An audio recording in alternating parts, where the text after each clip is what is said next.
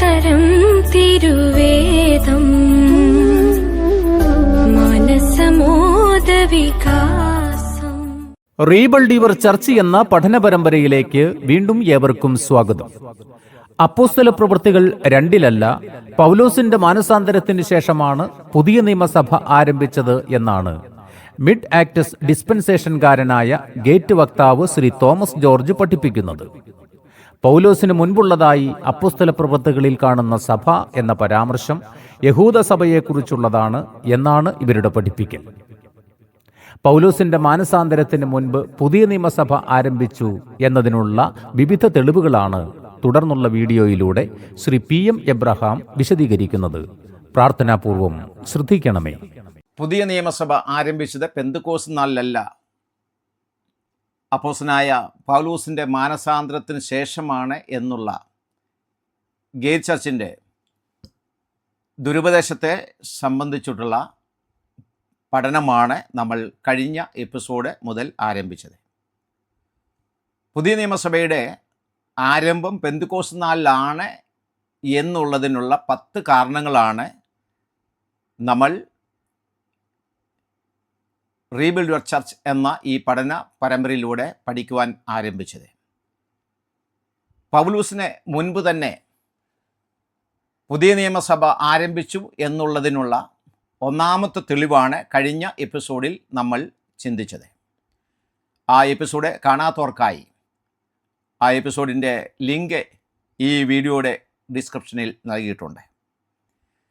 രണ്ടാമത്തെ തെളിവാണ് ഇന്ന് ഈ വീഡിയോയിലൂടെ നാം പഠിക്കുവാൻ പോകുന്നത്.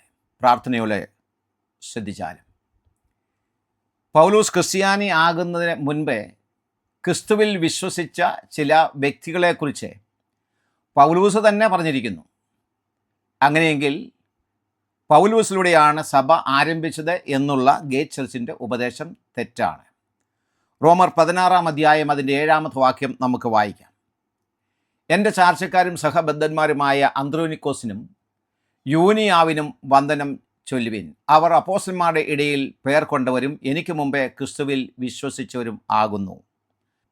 പൗലോസ് ക്രിസ്ത്യാനി ആയതിനു ശേഷമാണ് പുതിയ നിയമസഭ ആരംഭിച്ചത് എന്നുള്ള ഗേറ്റ് ചർച്ചിൻ്റെ ഉപദേശം തെറ്റാണ്. ഈ വചനത്തിൻ്റെ അടിസ്ഥാനത്തിൽ പൗലോസ് ക്രിസ്ത്യാനി ആകുന്നതിന് മുൻപ് തന്നെ സഭയുണ്ടായിരുന്നു എന്നുള്ള കാര്യമാണ് ഈ വാക്യം വ്യക്തമാക്കുന്നത്. പൗലോസ് ക്രിസ്ത്യാനിയായ സംഭവത്തെക്കുറിച്ച് പ്രവർത്തന ദിവസം 9, 22, 26 അധ്യായങ്ങളിലാണ് നമ്മൾ വായിക്കുന്നത്. തർസോസുകാരനും പരീശനുമായ ശൗൽ മാർഗക്കാർ എന്ന് അറിയപ്പെട്ടിരുന്ന ക്രിസ്തീയ സഭാവിശ്വാസികളുടെ പീഡകനായിരുന്നു. AD 34-ലോ 35-ലോ ആണ് പൗലോസ് ക്രിസ്ത്യാനിയാകുന്നത്. എന്നാൽ പൗലോസ് ക്രിസ്ത്യാനി ആകുന്നതിന് മുൻപ് തന്നെ ക്രിസ്ത്യാനികൾ ഉണ്ടായിരുന്നു എന്നാണ് റോമാലേഖനം 16-ാം അധ്യായത്തിൻ്റെ 7-ാമത്തെ വാക്യം വ്യക്തമാക്കുന്നത്. പൗലോസിൻ്റെ ചാർച്ചക്കാരും സഹബദ്ധന്മാരുമായ അന്ത്രോനിക്കോസും യൂനിയാവും പൗലോസ് ക്രിസ്തുവിൽ വിശ്വസിച്ച് പുതിയ നിയമവിശ്വാസി ആകുന്നതിന് മുൻപ് തന്നെ പുതിയ നിയമവിശ്വാസികളായവരാണെന്ന് പൗലോസ് തന്നെയാണ് ഇവിടെ പറഞ്ഞിട്ടുള്ളത്. പൗലോസ് ക്രിസ്തുവിൽ വിശ്വസിച്ചപ്പോഴാണല്ലോ പുതിയ നിയമസഭയുടെ അംഗമായി തീർന്നത്. നാമും യേശു ക്രിസ്തുവിൽ വിശ്വസിച്ചപ്പോൾ പുതിയ നിയമസഭയുടെ അംഗമായി, അല്ലെങ്കിൽ രക്ഷിക്കപ്പെട്ടപ്പോൾ ക്രിസ്തുവിൻ്റെ ശരീരമാകുന്ന സഭയുടെ അംഗമായി തീർന്നു. ഈ കാര്യത്തിൽ ഗേറ്റുകാർക്ക് എതിരഭിപ്രായമുണ്ടെന്ന് എനിക്ക് തോന്നുന്നില്ല.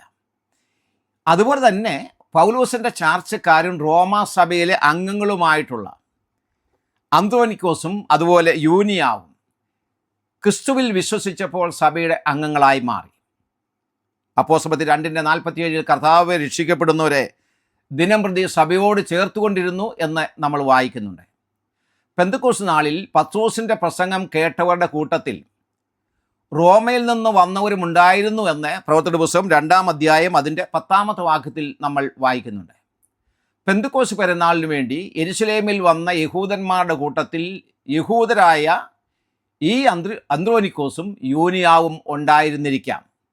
ഒരുപക്ഷെ അവിടെ വെച്ചായിരിക്കാം യേശുക്രിസ്തുവിലൂടെയുള്ള രക്ഷയെക്കുറിച്ചുള്ള സുവിശേഷം യഹൂദന്മാരായിരുന്ന അന്ത്രോനിക്കോസും യൂനിയാവും കേൾക്കുന്നത്.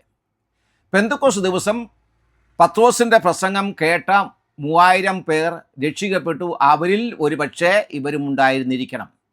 അവരെക്കുറിച്ച് ദൈവാത്മാവെ പിന്നീട് രേഖപ്പെടുത്തത് കർത്താവ് രക്ഷിക്കപ്പെടുന്നവരെ ദിനംപ്രതി സഭയോടെ ചേർത്തുകൊണ്ടിരുന്നു എന്നാണ് പ്രവർത്തന പുസ്തകം 2:47. ഇവർ സ്വദേശമായ റോമിലേക്ക് മടങ്ങിച്ചെന്ന് സുവിശേഷം അറിയിച്ചിരിക്കാം. അവരിലൂടെ ആയിരിക്കാം റോമിലെ സഭ ആരംഭിച്ചത് ഒരു പക്ഷെങ്കിൽ. അതല്ല, പത്രോസിലൂടെയാണ് റോമിലെ സഭ ആരംഭിച്ചത് എന്ന് ചില ക്രിസ്ത്യ വിശ്വാസികൾ വിശ്വസിക്കുന്നുണ്ട്. ഇതിന് വചനത്തിൽ വ്യക്തമായ തെളിവ് ഒന്നും തന്നെയില്ല. റോമിലെ സഭ ആരംഭിച്ചു എന്നതൊന്നുമല്ല നമ്മുടെ പഠന വിഷയം. അപ്പോസ്തലപ്രവൃത്തിയുടെ പുസ്തകം 18-ാം അധ്യായം 2-ാമത്തെ വാക്യത്തിൽ അക്കുലായും അതുപോലെ പ്രിസ്കയെയും കുറിച്ച് വായിക്കുന്നുണ്ട്. അവരും ഈ അന്ത്രോനിക്കോസും യൂനിയാവും ഉണ്ടായിരുന്ന റോമാ സഭയിലെ അംഗങ്ങളായിരുന്നു.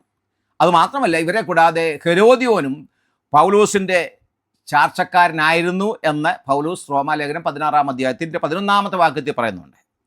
അന്ത്രോനിക്കോസും യൂനിയാവും ക്രിസ്ത്യാനിയായത് എങ്ങനെയാണ്, ആരിലൂടെയാണ് എന്നതൊന്നും പറയുവാൻ നമുക്ക് വ്യക്തമായ തെളിവില്ല. എന്നാൽ ഒരു കാര്യം, അവർ പൗലോസ് ക്രിസ്ത്യാനിയാകുന്നതിന് മുൻപ് തന്നെ ക്രിസ്ത്യാനികളായി എന്നതിന് വചനത്തിൻ്റെ തെളിവുണ്ട്.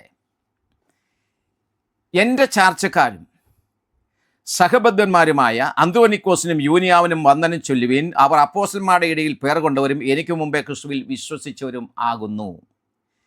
ക്രിസ്തുവിൽ വിശ്വസിച്ചവർ ക്രിസ്തുവിൻ്റെ ശരീരമായ സഭയുടെ അംഗങ്ങളായവരാണ്.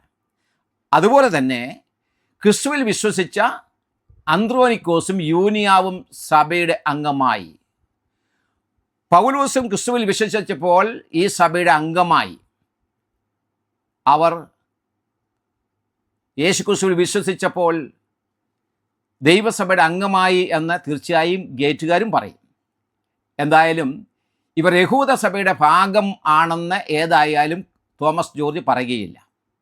റോമിലെ സഭയെ ഗേറ്റുകാർ ക്രിസ്തീയ സഭയായി തീർച്ചയായും അംഗീകരിക്കും. പൗലോസിന് മുൻപ് ക്രിസ്തീയ സഭയുടെ അംഗമായവരാണ് ഇവിടെ പറയുന്ന അന്ത്രോനിക്കോസും യൂനിയാവും. അതേസമയം ശ്രീ തോമസ് ജോർജ് പറയുന്നു, പൗലോസാണ് പുതിയ നിയമ സഭയുടെ ആദ്യത്തെ വിശ്വാസി എന്ന്. ഈ വാക്യം വായിക്കുന്ന സാമാന്യ ബുദ്ധിയുള്ള ഏത് വ്യക്തിക്കും മനസ്സിലാകുന്ന സത്യം പൗലോസിന് മുൻപ് ക്രിസ്തുവിൽ വിശ്വസിച്ച് രക്ഷിക്കപ്പെട്ടവർ ഉണ്ടായിരുന്നു എന്നുള്ളതാണ്. പൗലോസ് ക്രിസ്തുവിൽ വിശ്വസിക്കുന്നതിന് മുൻപേ ഇവിടെ പറയുന്ന അന്ത്രോനിക്കോസും യൂനിയാവും ക്രിസ്തുവിൽ വിശ്വസിച്ചവരും പുതിയ നിയമസഭയുടെ അംഗങ്ങളായി മാറിയവരുമാണ്. ദൈവവചനത്തെ വളച്ചൊടിച്ച് പഠിപ്പിക്കുന്ന ദുരുപദേശകരാണിവർ. സത്യവചനത്തെ യഥാർത്ഥമായി പ്രസംഗിച്ചുകൊണ്ട് ലജ്ജിപ്പാൻ സംഗതിയില്ലാത്ത വേലക്കാരനായി ദൈവത്തിന് കൊള്ളാവുന്നവനായി നിൽക്കുവാൻ ശ്രമിക്കുക എന്നുള്ള പൗലോസിൻ്റെ വചനത്തിന് മുമ്പിൽ സത്യവചനത്തെ വളച്ചൊടിച്ച് സാധാരണക്കാരായ വ്യക്തികളെ വഴിതെറ്റിക്കുവാനാണ് ഗേറ്റ് ചർച്ച് എന്ന ഈ ദുരുപദേശകർ ഇന്ന് കഠിന പ്രയത്നം ചെയ്തുകൊണ്ടിരിക്കുന്നത്. ഇങ്ങനെ ചെയ്യുന്നതിന് പിന്നിൽ വ്യക്തമായ ഒരു അജണ്ട ഇവർക്കുണ്ട്. ഒരുപക്ഷെ പൗലോസ് വിശ്വസിച്ചതിന് ശേഷം സഭ രൂപപ്പെട്ട് കഴിഞ്ഞ് മാത്രമാണ് പൗലോസിന് മുൻപ് വിശ്വസിച്ചവരെ ഒക്കെ സഭയോട് ചേർത്തത് എന്ന് പറയാനും മടിക്കാത്ത വചനവിരുദ്ധമായ വ്യാഖ്യാനങ്ങൾക്ക് വിദഗ്ധനാണ് ശ്രീ തോമസ് ജോർജ്. പെന്തക്കോസ്ത് നാളിൽ ക്രിസ്തുവിൽ വിശ്വസിച്ച 3000 പേർ ചേർന്ന ആ സഭയുടെ അംഗമായിരുന്നു ഇവിടെ പറയുന്ന അന്ത്രോനിക്കോസും യൂനിയാവും.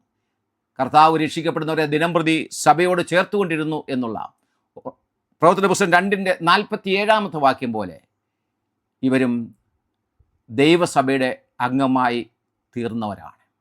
അതുമാത്രമല്ല, ഇവർ അപ്പോസ്തലന്മാരുടെ ഇടയിൽ പ്രസിദ്ധരായിരുന്നു എന്നുള്ള കാര്യവും പൗലോസ് തന്നെ ഇവിടെ പറഞ്ഞിരിക്കുകയാണ്. ഇവർ റോമിലെ ക്രിസ്തീയ സഭയുടെ അംഗങ്ങളായിരുന്നവരാണ്.